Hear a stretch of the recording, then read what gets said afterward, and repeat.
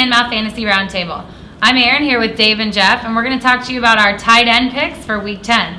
So, Jeff, who do you have this week at tight end? This week it's Martellus Bennett, and there's a good reason for this. They've already played Detroit, and Martellus Bennett had one of his best games against Detroit. He had his best game in targets, catches. He put up 17 fantasy points. If I can get 17 this week, I'm happy.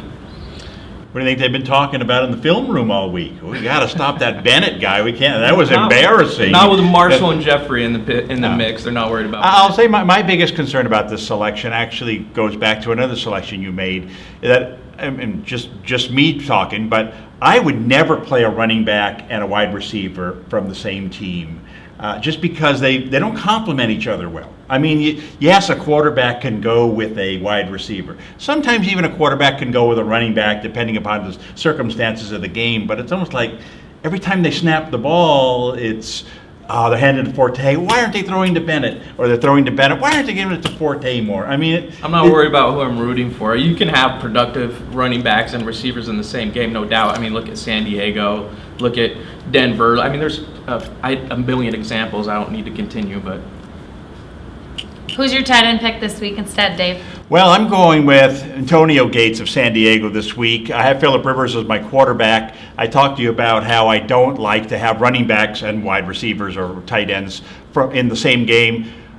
And I don't usually like hookups either from quarterbacks to receivers. They have to be elite players who stand on their own. And I think in this case, both these guys do stand on their own. I project Rivers this game to have a 3-touchdown pass game. And if he does, I can see Gates catching one of those touchdowns. If I get one touchdown pass out of him in the usual 5 or 6 catches, I'll be very happy. Yeah, I'm surprised with the success that Gates has had this year. Last year, he was one of my sleeper guys at tight end. I thought for sure was going to be like a number 1, number 2 guy, and he just wasn't. So I don't know what the difference is, but for some reason, maybe it's Mike McCoy, maybe it's just Phillip Rivers being healthy. I don't know what it is, but he's been solid. Well, I think what's happened there is when the receivers are healthy, they've spread the ball around. We already talked about Woodhead catches the ball out of the backfield. Royals had a great receiving year as a 3rd receiver. Brown's a good 1st receiver. Keenan Allen comes out of nowhere. I mean, it used to be, well, let's just put 2 guys on Gates because their wide receivers aren't that good, especially after they lost Vincent Jackson. And now all of a sudden, hey, we got to worry about Allen. We got to worry about Woodhead. What if they would have had Denario Alexander or Malcolm Floyd? I mean, think about how awesome this offense could be. I mean, there's even more potential for if those guys would have been healthy, Both of those picks are good ones. My thoughts on tight end this year is that there are a few elite tight ends at the top that are worth spending on, but once you drop down below those, you might as well drop a little further. I just don't think that either of those are going to give the return on investment for their price. I'd rather either spend a ton or save a lot. I just don't get excited about either of those, and they both have fairly high price tags.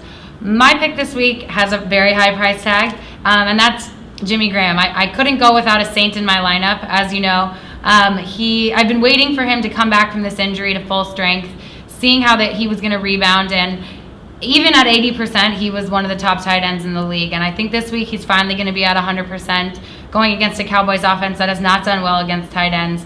I expect a huge game. It's going to be a shootout. Drew Brees is going to throw him the ball, multiple touchdowns. I can't pass it up, even though he's very expensive. I can't say I agree with a lot of what you said there, but I do agree with the pick on Graham. I mean, how can you go wrong with Graham? He's been arguably the fantasy most valuable player this year.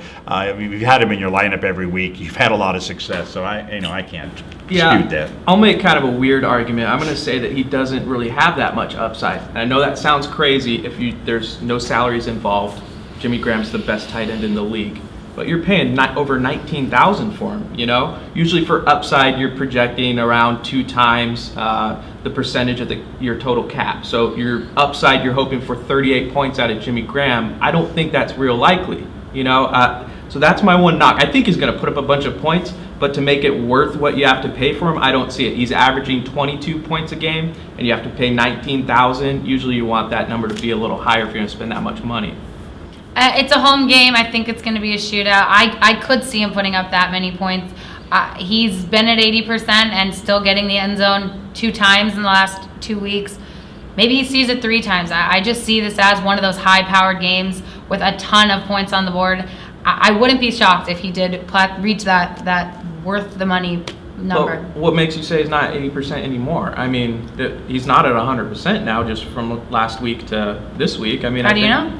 Well, you just said he was 80% last week. That's why I'm And saying, how do you know? Well, based on some stuff I've read, I've heard, I think that he's gotten better each week, and he has expressed that this week could be the week when he finally reaches 100%. But even at 80%, he was one of the best in the league. Even if he's not actually at 100, he is the cornerstone of the offense with Drew Brees.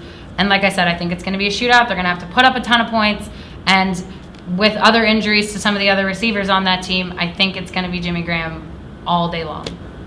Yeah, I think to expect around 20-something points is a lot, and that's exactly what he should get. But when you get into the high 30s, that's where I go, I don't know if that's going to happen, you know?